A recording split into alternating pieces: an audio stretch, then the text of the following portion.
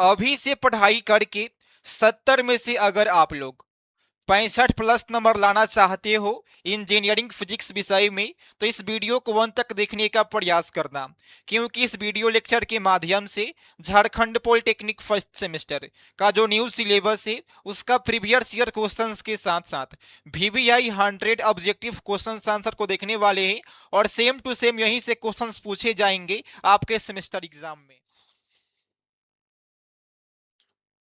नमस्कार साथियों, स्वागत है आप सभी की अपने YouTube चैनल डिप्लोमा क्लासेस में। तो कैसे हैं आप लोग? उम्मीद करते हैं काफ़ी बढ़िया होंगे और अपने सेमेस्टर परीक्षा का काफ़ी अच्छे तरीके से तैयारी कर रहे होंगे, क्योंकि जो आपका सेमेस्टर एग्ज़ाम है वो काफ़ी नज़दीक है। अगर आपका तैयारी अभी तक कुछ भी नहीं हो पाया है और आप लोग बहुत टेंशन में हो, तो आपको टेंशन लेने की आवश्यकता नहीं है, क्योंकि आज से डेली आपको हर एक सब्जेक्ट का वन शॉट वीडियो लेक्चर मिलेगा, जिसको आप लोग कंप्लीट देख लेते हो तो 70 में से 65 प्लस तक नंबर ला सकते हो, क्योंकि हम लोग हर एक वीडियो लेक्चर में और इसमें भी प्रीवियस ईयर क्वेश्चंस के साथ साथ 100 VVI ऑब्जेक्टिव क्वेश्चंस को देखेंगे और वहीं से क्वेश्चंस पूछे जाएंगे आपके सेमेस्टर एग्जाम में। तो आज हम लोग कंप्लीट करने वाले हैं Jharkhand polytechnic first semester. Subject रहने वाला है इंजीनियरिंग फिजिक्स। क्या रहेगा? इंजीनियरिंग फिजिक्स, वो भी जो आपका न्यू सिलेबस है, जैसे कि आप लोग यहाँ पर देख पा रहे होंगे NEP। NEP का मतलब होता है न्यू एजुकेशन पॉलिसी। 2024-25 तक जो आपका सिलेबस था ओल्ड वाला था, लेकिन अभी से जो आपका सिलेबस है वो नया वाला है। तो हम लोग जो भी क्वेश्चंस देखेंगे वो न्यू सिलेबस से आधारित क्वेश्चंस ही देखेंगे, जो सीधे आपके सेमेस्टर एग्जाम में पूछा जा सके। तो चलो वन बाय वन करके जितने भी न्यू सिलेबस का प्रीवियस ईयर क्वेश्चन से और उसके साथ साथ जो भी VVI क्वेश्चन से उसको कंप्लीट करने का हम लोग प्रयास करते हैं। बस आप लोग इस वीडियो में अंत तक बने रहना, ताकि आप सभी को मालूम चल सके कि अब की बार कौन कौन से क्वेश्चंस पूछे जा सकते हैं आपके सेमेस्टर एग्जाम में। तो सबसे पहले प्रीवियस ईयर का ऑब्जेक्टिव क्वेश्चंस को हम लोग देख लेते हैं। तो जो आपके सीनियर लोग हैं, जो वो लोग एग्जाम दिए थे, तो उनका क्वेश्चंस पेपर है, यानी न्यू सिलेबस का है। क्या क्वेश्चन से आप लोग अपने अपने स्क्रीन पर देख पा रहे होंगे। उसके पहले आप सभी को एक और बात बता दें कि आपके सेमेस्टर एग्जाम में टोटली 7 ऑब्जेक्टिव क्वेश्चंस पूछे जाएंगे। कितने? 7 ऑब्जेक्टिव क्वेश्चंस पूछे जाएंगे और आपका जो एक क्वेश्चन होगा वो 2 मार्क्स का होगा। ठीक है, आपका जो एक क्वेश्चन होगा वो 2 मार्क्स का होगा, यानी 2 मल्टीप्लाई 7 इजकल टू 14। ठीक है, तो चलो फर्स्ट क्वेश्चन की ओर हम लोग चलते हैं। फर्स्ट क्वेश्चन पूछा गया है the dimensional formula for speed. आप लोग स्पीड को एज्यूम कीजिए। स्पीड का मतलब क्या होता है? चाल। क्या होता है? चाल। तो चाल का फॉर्मूला क्या होता है आपको मालूम होने चाहिए। तो स्पीड, स्पीड मतलब चाल। चाल का फॉर्मूला होता है, ये आपका हो गया स्पीड। स्पीड इक्वल टू होता है डिस्टेंस अपॉन टाइम, यानी दूरी बटा में समय। चलो उसको हम बताते हैं।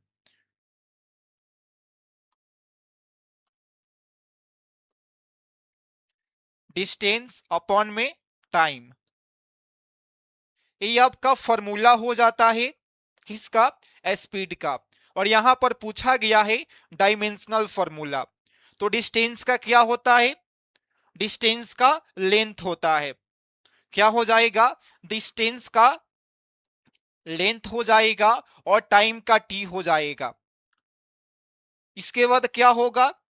जो आपका फर्स्ट क्वेश्चन से वो न्यूमेरिकल टाइप क्वेश्चन से।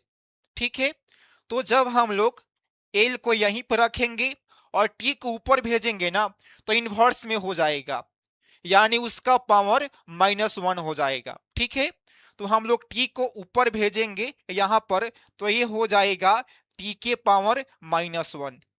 एल अकेले है तो उस पे हम लोग क्या करेंगे, एक लगा देंगे, 1 हम लोग यहां पर लगा देंगे। तो हम लोग देखेंगे कि इसमें कौन सा ऐसा ऑप्शन दिख रहा है। तो लगभग में अगर यहां पर एम नहीं है तो हम लोग एम को 0 मान लेंगे। तो देखो यहां पर कौन सा ऑप्शन मिल रहा है, एम के पावर 0, एल के पावर 1 और टी के पावर -1। तो कौन सा ऑप्शन है, तो ऑप्शन नंबर बी है। आप लोग यहां पर देखो ऑप्शन नंबर बी में ऐसा मिल रहा है, एम के पावर 0, एल के पावर 1 और टी के पावर -1। तो करेक्ट आंसर क्या हो जाएगा, आप लोग बताओ। जो स्पीड है यानी चाल चाल का फॉर्मूला होता है डिस्टेंस अपॉन टाइम, यानी दूरी बटा में समय। दूरी का हो जाता है लेंथ, टाइम का हो जाता है टी। जब आप लोग उसको सॉल्व करते हो तो कुछ इस प्रकार से आपको आंसर मिलने वाला है। यहां से एक और ऑब्जेक्टिव क्वेश्चंस पूछा जा सकता है। अगर पिछले बार इसको पूछा गया है तो अब की बार आपसे पूछा जा सकता है कि एम के पावर 0, एल के पावर 0 और टी के पावर 0 एक किसका डायमेंशन है। उल्टा भी तो आपसे पूछा जा सकता है ना। तो डायमेंशनलेस क्वांटिटी का है, किसका है, डायमेंशनलेस। डायमेंशनलेस कहने का मतलब बीमाहीन, जिसके पास कोई भी बीमा नहीं हो, जिसके पास कोई भी ऐसा यूनिट नहीं हो। तो यहां से एक और क्वेश्चन बनता है कि ऐसा कौन सा क्वांटिटी है जिसके पास कोई भी बीमा नहीं है, कोई भी ऐसा यूनिट नहीं है। तो वो है एस्ट्रेन। क्या है, एस्ट्रेन है। आप सभी को बता दे एस्ट्रेन, एस्ट्रेन के पास कोई भी ऐसा यूनिट नहीं होता है, कोई भी बीमा नहीं होता है, यानी वह बीमाहीन होता है। तो इस ट्रेन का डायमेंशन क्या हो जाएगा, ये आपका हो जाएगा एम के पावर 0, एल के पावर 0 और टी के पावर 0। अगर आपसे स्ट्रेन का फॉर्मूला पूछ ले तो क्या होता है, change in length to the original length. क्या होता है, change in length to the original length. ये आपका स्ट्रेन का फॉर्मूला होता है। तो उम्मीद है क्वेश्चंस नंबर 1 से आपको लगभग में 4 ऑब्जेक्टिव क्वेश्चन समझ में आ गया होगा। अब हम लोग चलते हैं क्वेश्चंस नंबर 2 की ओर। हम लोग बिल्कुल जीरो लेवल से क्वेश्चंस को देखेंगे, ताकि अगर आप लोग कुछ भी पढ़ाई नहीं किए हो तो आप लोग अभी से ही पढ़ाई करने के बाद 70 में से 65 प्लस नंबर ला सको, वो भी आसानी से। क्योंकि जो पॉलिटेक्निक का एग्जाम होता है सेमेस्टर वाला, वो डिफिकल्ट नहीं होता है। डिफिकल्ट होता है सेमेस्टर वाला, सॉरी एंट्रेंस वाला, जिसको आप लोग पार करने के बाद, क्लियर करने के बाद आप लोग एडमिशन ले चुके हो। तो ये कुछ ज्यादा डिफिकल्ट नहीं है। चलो हम लोग चलते हैं नेक्स्ट क्वेश्चंस की ओर। नेक्स्ट क्वेश्चंस आपके स्क्रीन पे है कि जो स्टोक्स का फॉर्मूला है वो किससे संबंधित है। तो उसके पहले आप लोग के लिए 2 लाइन बोलना चाहेंगे, क्योंकि आप लोग बहुत टेंशन में हो और हमारे पास डेली लगभग में 100 प्लस मैसेज आ रहा था प्रीवियस 1 सप्ताह से कि सर एग्जाम काफी नजदीक है, सर कुछ हेल्प कीजिए, सर वीडियो बना दीजिए, वही क्वेश्चंस उसमें बताइए जो हम लोग एग्जाम में पूछा जा सके। सर हम लोग बहुत टेंशन में हैं। तो उसी पर 2 लाइन है कि दिलों में पासिंग का डर फिर भी मौज मस्ती करके जी रहे हो तो इंजीनियर हो तुम। कि दिलों में पासिंग का डर फिर भी मौज मस्ती करके जी रहे हो तो इंजीनियर हो तुम। 6 मंथ का सिलेबस 6 दिन में कंप्लीट करते हो तो इंजीनियर हो तुम। एग्जाम हॉल में जाओ तुम दोस्त के भरोसे और तुम्हारा दोस्त तुम्हारे भरोसे रहे तो समझ लेना कि इंजीनियर हो तुम। असली इंजीनियर वही है जो 6 मंथ के सिलेबस को 6 दिन में कंप्लीट करने का कैपेसिटी रखता हो। असली इंजीनियर वही है। ये सब कहने की बात है, आप लोग को हंसाने के लिए बात बोले हैं, आपको पूरे फुल समय पढ़ाई पर ध्यान देना है। चलो नेक्स्ट क्वेश्चंस की ओर हम लोग चलते हैं कि जो स्टोक्स का फॉर्मूला है वो किससे रिलेटेड है, इनिशियल वेलोसिटी से, फाइनल वेलोसिटी से, या टर्मिनल वेलोसिटी से, या क्रिटिकल वेलोसिटी से। तो जो स्टोक्स का फॉर्मूला होता है वो रिलेटेड होता है टर्मिनल वेलोसिटी से। किससे होता है? टर्मिनल वेलोसिटी से होता है। जो स्टोक्स का नियम है वो टर्मिनल वेलोसिटी से संबंधित होता है। अगर आपसे एक और क्वेश्चन पूछ लिया जाए कि जब स्टोक्स का फॉर्मूला रिलेटेड होता है टर्मिनल वेलोसिटी से, तो जो क्रिटिकल वेलोसिटी है एक किससे संबंधित होता है? बाकी जो फाइनल है ये ऐसे ही ऑप्शन में है, और जो इनिशियल है ऐसे ही ऑप्शन में है। तो स्टोक्स का जो फॉर्मूला होता है वो संबंधित है टर्मिनल वेलोसिटी से, और जो क्रिटिकल वेलोसिटी है ये संबंधित है फ्लूइड डायनेमिक्स से। किससे संबंधित है आप सभी को बता दे, FLUID फ्लूइड, DYNAMICS। तो अब की बार आपसे पूछा जा सकता है कि फ्लूइड डायनेमिक्स किसे से संबंधित है, तो वे संबंधित है क्रिटिकल वेलोसिटी से।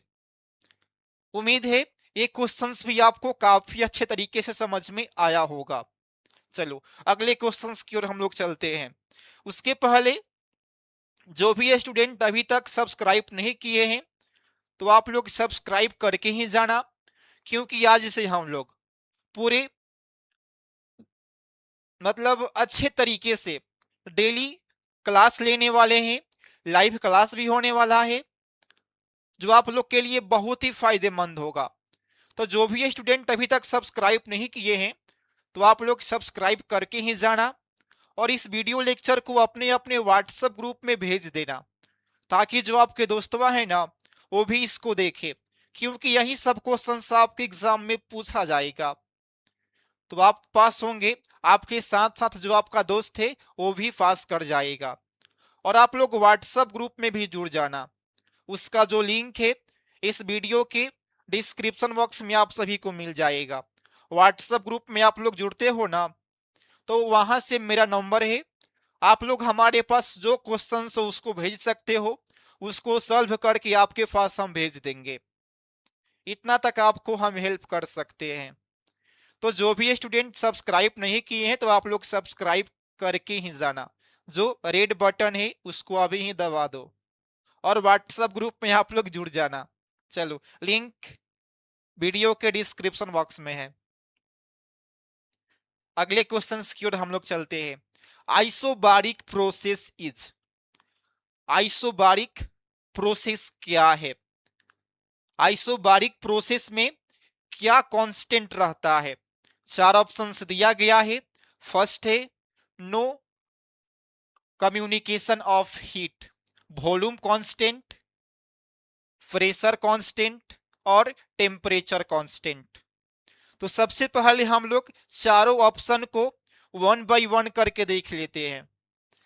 जो एडियाबेटिक प्रोसेस होता है ना, एडियाबेटिक प्रोसेस, उसमें नो कम्युनिकेशन ऑफ हीट होता है। ADIA, एडिया, BATIC, adiabatic process. Adiabatic process में क्या होता है? हीट का कम्युनिकेशन नहीं होता है। और जो टेम्परेचर कांस्टेंट है ये किसके लिए होता है? तो ये आइसोथर्मल प्रोसेस के लिए होता है। ये होता है ISOTHER, isothermal process. Isothermal process के लिए होता है आपका टेम्परेचर कांस्टेंट। बाकी बच गया दो। आप लोग बोलेंगे सर दोनों में से कौन है? अगर आंसर पता है तो कमेंट करके बता देना हमको, वैसे हम तो बताएंगे ही आप लोग को। नेक्स्ट है कांस्टेंट वॉल्यूम। तो कांस्टेंट वॉल्यूम होता है आइसोकोरिक के लिए, आइसोकोरिक प्रोसेस के लिए होता है। तो आपके तो मन में आ गया होगा कि तीनों का तो सर आंसर बता दिए, एक चौथा बच गया। तो यही होता है आइसोबारिक प्रोसेस होता है, इसमें प्रेशर कांस्टेंट होता है। तो यहां से आपको 4 क्वेश्चंस का आंसर मालूम चल गया। अगर आइसोबारिक प्रोसेस रहेगा तो इसमें रहेगा प्रेशर कांस्टेंट। अगर आइसोकोरिक प्रोसेस रहेगा तो उसमें रहेगा वॉल्यूम कांस्टेंट। जो आपका वॉल्यूम है ये आपका भी है, ये आपका कांस्टेंट रहेगा। अगर उसमें हीट का कम्युनिकेशन नहीं होगा तो वो होगा एडियाबेटिक प्रोसेस। अगर प्रेशर कांस्टेंट रहेगा तो होगा आइसोबारिक प्रोसेस। अगर टेम्परेचर कांस्टेंट रहेगा तो वो हो जाएगा आइसोथर्मल प्रोसेस। तो यहां से आपके एग्जाम के लिए 4 क्वेश्चंस सही हो गए। कभी कभी शॉर्ट्स नोट्स में आपको लिखने के लिए आ जाएगा 14 मार्क्स में, जो लास्ट क्वेश्चन से रहता है कि निम्नलिखित में से किन्हीं 4 पर शॉर्ट नोट्स लिखें। उसमें रहेगा isobaric process, isochoric process, isothermal process, adiabatic process. तो इसको आप लोग लिख दोगे, 14 मार्क्स आपको यहां से क्लियर हो जाएगा और हो भी गया होगा। फिर से देखो, अगर बोलेगा आइसोबारिक प्रोसेस तो आइसोबारिक प्रोसेस में प्रेशर कांस्टेंट, आइसोकोरिक प्रोसेस तो उसमें रहेगा वॉल्यूम कांस्टेंट, एडियाबेटिक प्रोसेस में क्या रहेगा तो उसमें हीट का कम्युनिकेशन नहीं होगा। नेक्स्ट है टेम्परेचर कांस्टेंट, तो ये हो जाएगा आइसोथर्मल प्रोसेस। इसको आप लोग लिख दोगे जहां तक हमें बिलीव है। आप लोग बहुत ही ब्रिलियंट स्टूडेंट हो, बस अपने आपका जो एनर्जी है, जो कैपेसिटी है, आप लोग उसको पहचान नहीं पा रहे हो। जैसे कि आप लोग रामायण देखे होंगे, उसमें हनुमान जी होते हैं, वो उड़ना जानते हैं लेकिन वो भूल गए होते हैं कि हमको उड़ना भी आता है। तो जो जामवंत जी होते हैं वो बताते हैं कि आप उड़ सकते हो और समुद्र पार करके सीता माता का पता लगा सकते हो। तो आप लोग अपने कैपेसिटी को पहचानो। आप लोग पढ़ाई किए हो ना, तभी आप लोग का एडमिशन हुआ है पॉलिटेक्निक कॉलेज में। तो आप लोग अपने कैपेसिटी को पहचानो और अच्छा से पढ़ाई करो ताकि काफी अच्छा मार्क्स आ सके आपके सेमेस्टर एग्जाम में। अगर अच्छा मार्क्स लाते हो ना तो कॉन्फिडेंस बढ़ेगा कि हम अभी अच्छा मार्क्स लाए हैं तो नेक्स्ट में भी अच्छा मार्क्स आएगा। अगर अच्छा मार्क्स आएगा तो जब आप लोग एग्जाम दोगे सरकारी नौकरी का तो वहां पर बहुत ही फायदेमंद होगा। और सरकारी नौकरी नहीं करना है तो अच्छा मार्क्स है ना, तो प्लेसमेंट सबसे पहले आप ही का होगा। तो आपको मन से पढ़ाई करना है। और आप सभी को एक बात बतानी थी कि जो भी स्टूडेंट अभी तक कुछ भी पढ़ाई नहीं किए हैं, एग्जाम काफी नजदीक है, तो आप लोग एप्लीकेशन को डाउनलोड जरूर करें। लिंक इस वीडियो के कमेंट बॉक्स में है। आप लोग चाहे तो सर्च कर सकते हैं प्ले स्टोर पर डिप्लोमा क्लासेस, वहां पर पॉलिटेक्निक सेमेस्टर क्लास वाला फोल्डर के पास जैसे आप लोग यहाँ पर आते हैं तो सेकंड में लिखा होगा जूट झारखंड पॉलिटेक्निक, तो आपको सिंपली यहाँ पर आ जाना होगा।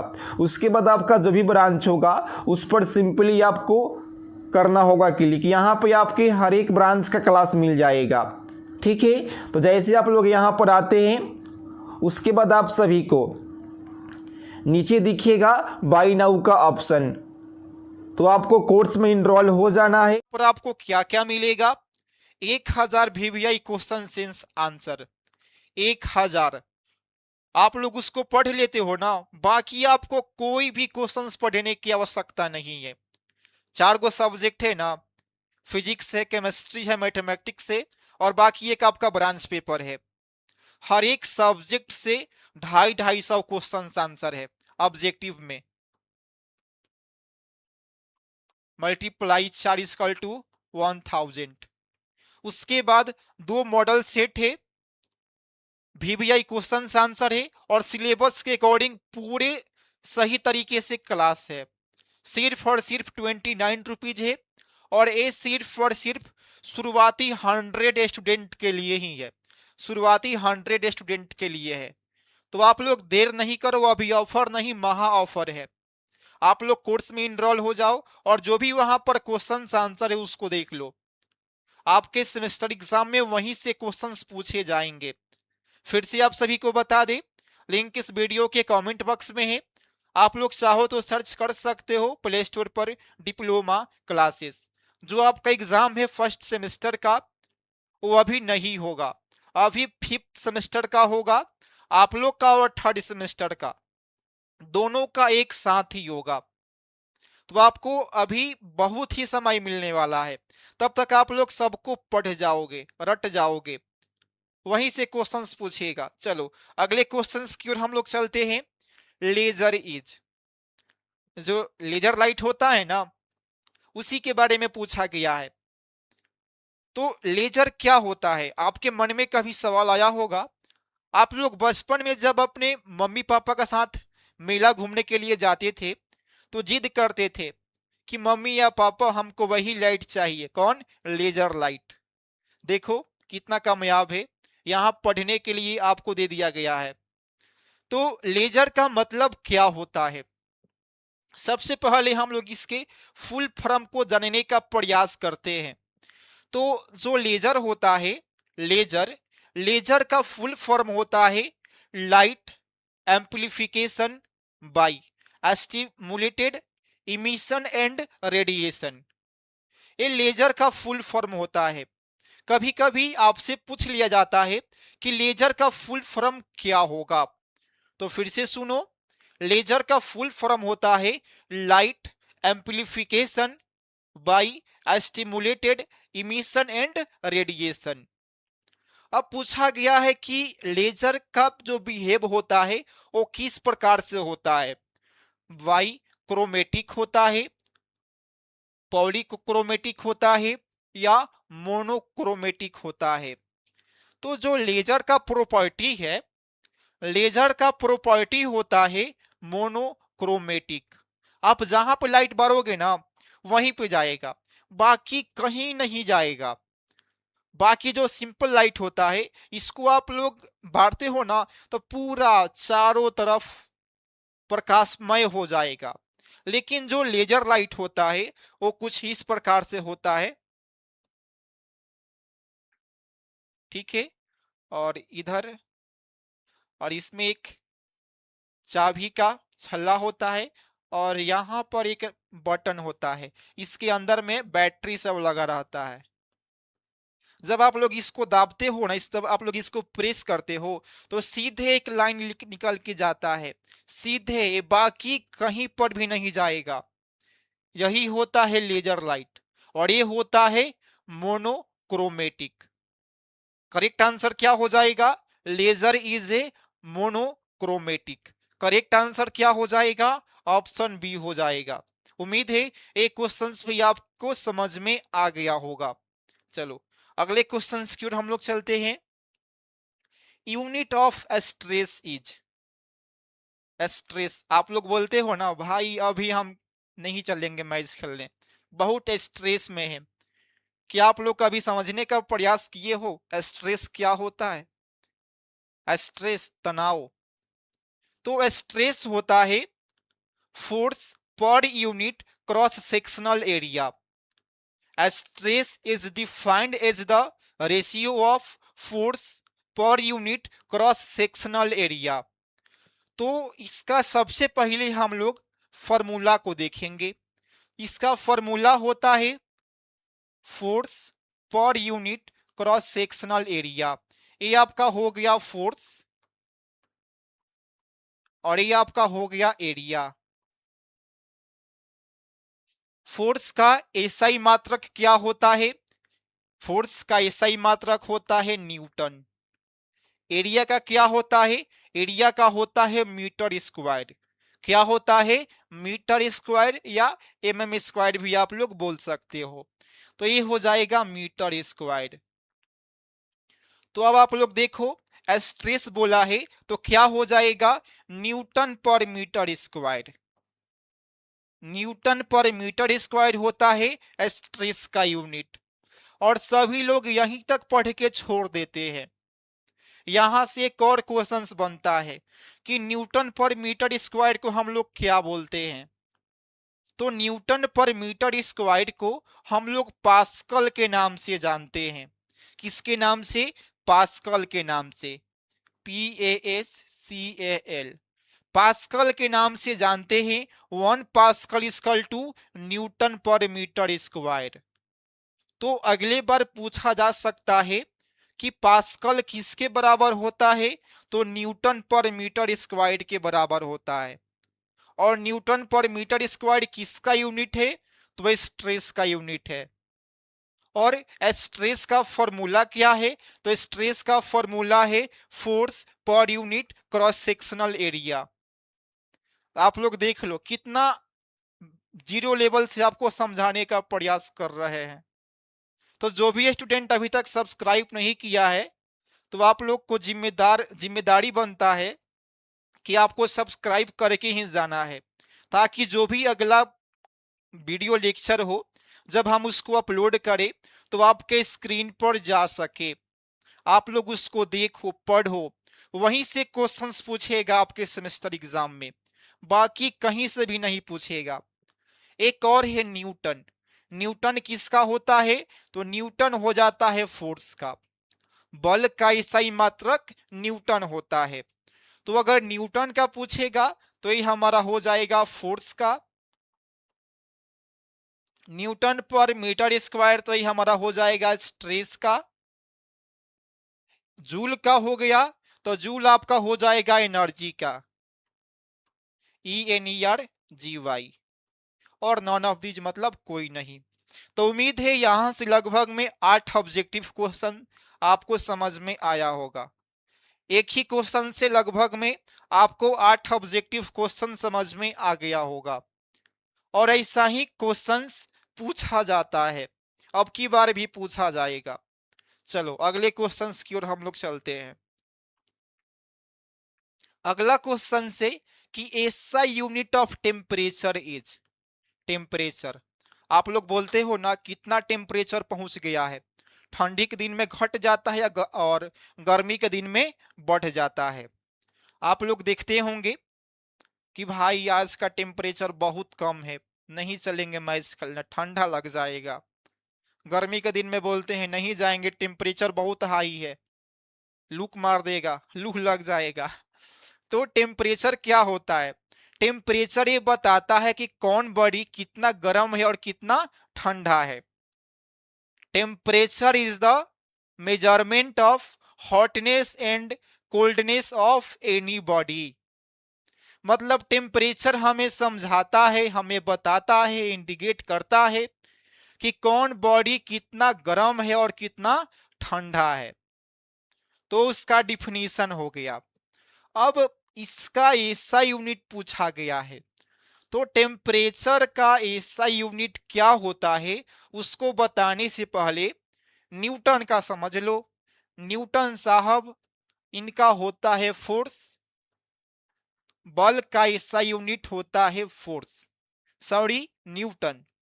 टेम्परेचर का होता है केल्विन, क्या होता है, केल्विन होता है, जिसको आप लोग के से डिनोट करते हो। सेल्सियस भी हम लोग लिखते हैं, लेकिन केल्विन मैक्सिमम हम लोग यूज करते हैं। तो उम्मीद है यहां से भी 3 ऑब्जेक्टिव क्वेश्चंस आपको समझ में आ गया होगा कि न्यूटन का फोर्स हो जाएगा।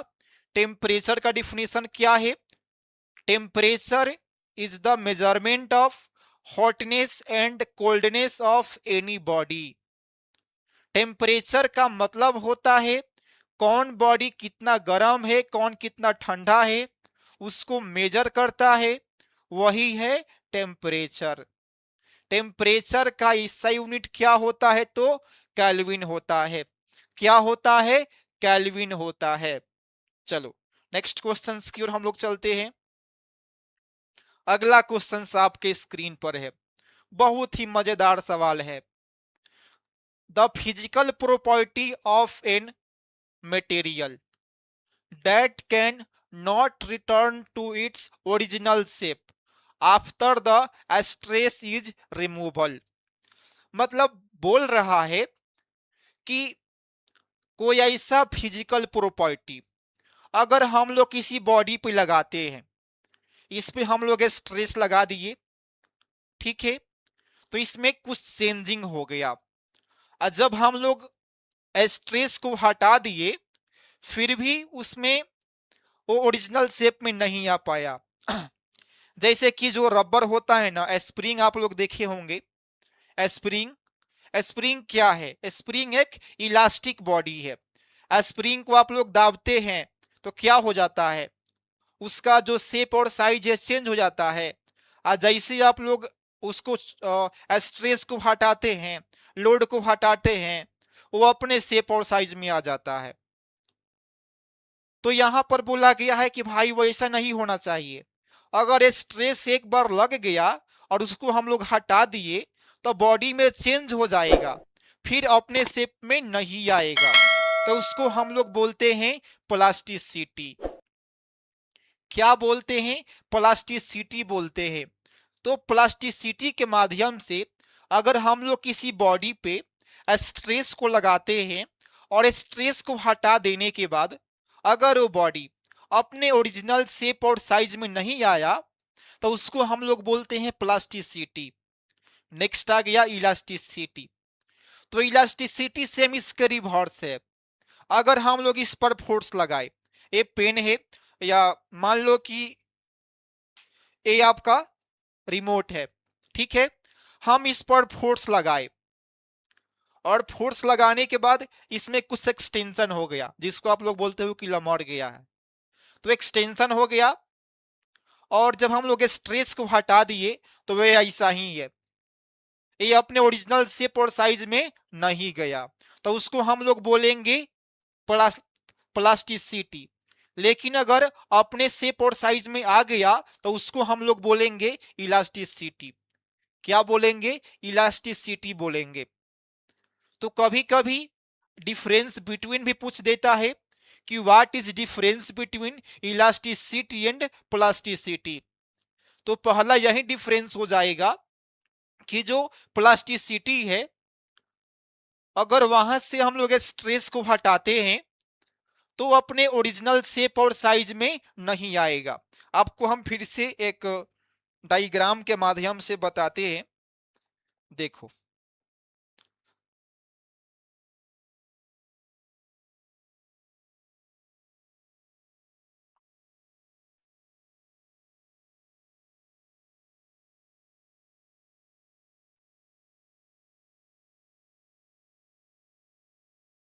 चलो, ये आपका बॉडी हो गया और जब हम लोग बॉडी पे लोड को लगा रहे हैं, स्ट्रेस को लगा रहे हैं, स्ट्रेस लगाएंगे तो क्या होगा? एक्सटेंशन हो जाएगा, बढ़ जाएगा। जब हम लोग इसको खींचेंगे,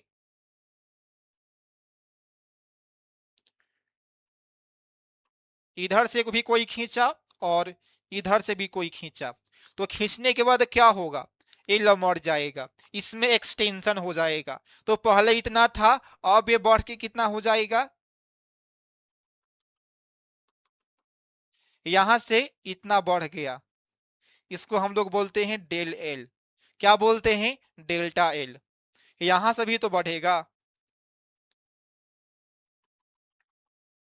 ये भी हमारा बढ़ गया, डेल्टा एल हो गया। जब हम लोग उसको खींचे थे और खींचने के बाद जब हम लोग इसका जो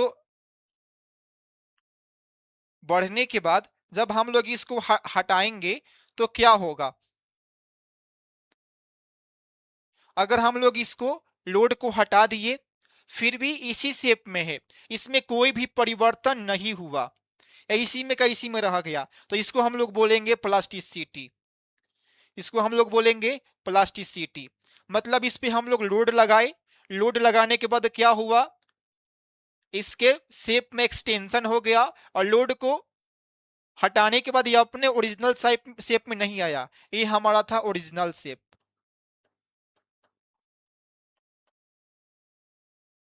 ये हमारा है ओरिजिनल शेप और ये है इसका जो एक्सटेंशन हुआ है वो।